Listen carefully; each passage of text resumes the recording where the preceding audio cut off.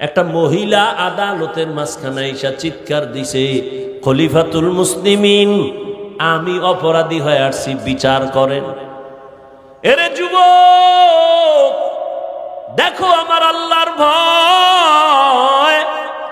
ওই মহিলা ওমরের সামনে শয়তান ভয় পায়, সেই ওমরের সামনে দাঁড়ায় মহিলা বলে, ও খলিফাতুল মুসলিমিন, আমার বিচার করেন। কি বিচার? আমি অন্যায় করেছি। কি?